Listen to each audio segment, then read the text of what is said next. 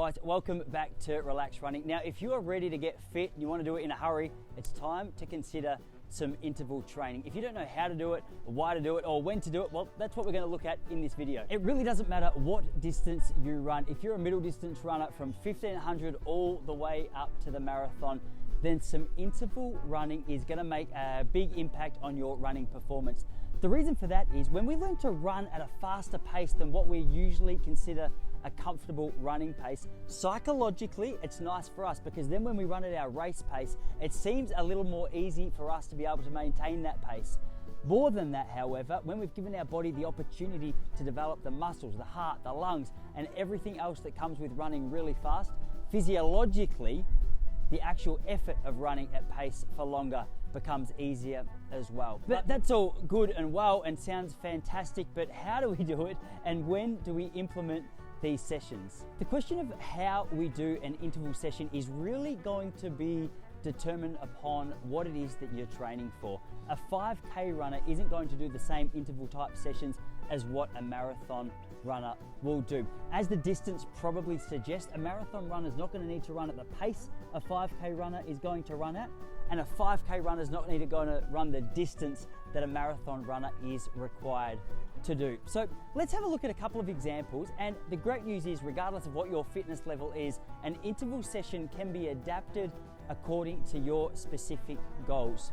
So if you're a 5K runner, a really prominent, popular session amongst 5K runners is 8 by 400 meters at your 5K goal race pace with a 30 to 45 second rest. I would even encourage, potentially, if you're new, to take that up to a minute rest, just to make sure your body is recovering nicely. It can be a massive shock to your system if you're not used to running at 5K race pace. So give yourself some leniency. If you're a 10K runner, a popular interval session amongst many of these runners is 5 by 800 meters at your 10K goal race pace with 60 to 90 seconds recovery. It's a long enough time to get you into the rhythm of the pace that you're trying to run. It's also long enough that later in that session it becomes a really solid workout. If you don't know what your 10K race pace is, I'm encouraging you to run at about a 6 out of 10. If you're still not 100% sure what that effort level means for you, then go out a little bit slower than what you feel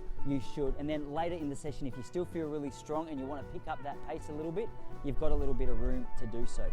If you're a half marathon runner or a marathon runner, or you don't quite consider yourself just that yet, but you're training for your first one, a couple of longer interval sessions like 8 by 1K at your half marathon pace with about a 90-second recovery in between, or marathon runners, if you wanted to do 4 to 6 by 2Ks at your marathon pace with a 2-minute recovery, that's also a really good session.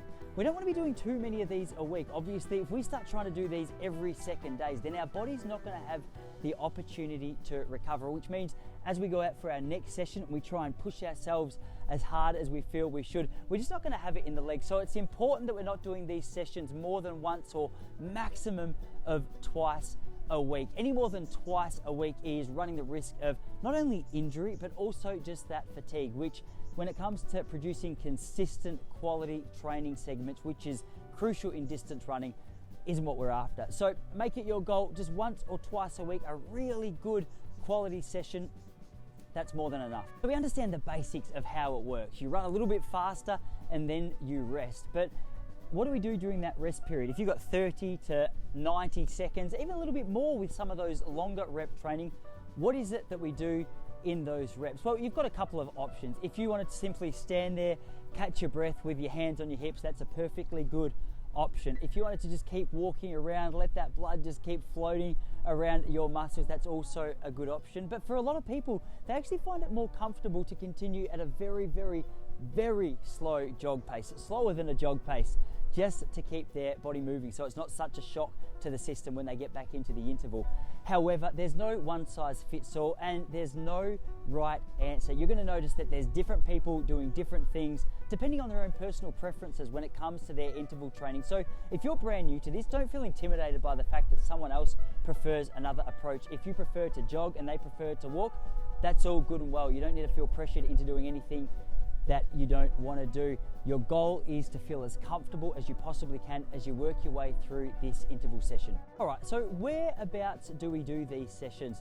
Once again, there is no one size fits all. There's no right answer to this question. However, there are some preferences. If you're looking at doing some of the shorter, faster kind of reps, you might want to find an athletics track just so you can measure out specifically the lap distance. You know how far you're running, you know how fast you're running. If you don't have a track nearby, you could just find a football oval or a local track or a grass paddock, whatever you can get your hands on. Your goal is to run at a certain pace for a certain amount of time. It doesn't have to be to the dot. So if the best that you've got is a random grass oval in the middle of your town, just use that. Other alternatives, if you wanted to get out in a park or on a trail of some sort, there's some really nice options to be able to get out there for your longer reps. Here in Melbourne, we love to use the TAN, the Botanical Gardens, where there's a 3.8 kilometre circuit for people to train on. It's also nice because you can get a little bit of atmosphere, you can feel encouraged by the people around you. And it gives you something to look at as you're going through what can sometimes be a really difficult session. But the long story short, the long answer short, is that there is no one right place to do it. All right, you might be sitting there thinking, Tice, okay, I can barely run just yet, mate. I'm brand new to running. I haven't done a whole heap of it. Now you're telling me to go out and run super fast. I don't know if I'm going to be able to do it. If you are in that situation, you're brand new to the sport, you're building up your fitness, you're building up your confidence, I would encourage you just to develop a running routine where you get up to about 3 days a week of easy jogging, and when that becomes comfortable, this is something you can start to incorporate. But if you're brand new to it, don't feel any pressure to get into it right now. You've got a lot of time and you've got a lot of room for improvement. So tap into the basics first, build the consistency, build the routine, build that fitness, and then once you've done that, you can start to incorporate some of these training sessions into your week. Guys, would absolutely love to know some of your interval training sessions, because if you've been around for a while, you would know how many different interval sessions that there are. So for the video today, I've posted the video question: what is your favorite interval training session and what is it that you're training for? Let us know in the comments below. I'd love to continue that conversation. If you do have any questions or comments whatsoever, it is my mission to make sure that I've answered all questions on this channel. So to kickstart the conversation with myself below, just enter your question. If you're not already a subscriber, guys, I've got new videos coming out every week. So if you want to keep up to date with the latest running videos, make sure you're subscribed. You'll get that little notification when a new video comes out. But in the meantime, guys, I'm going to keep recording. Happy training. I hope that was helpful. And don't forget to answer the question of the week down in the comments below.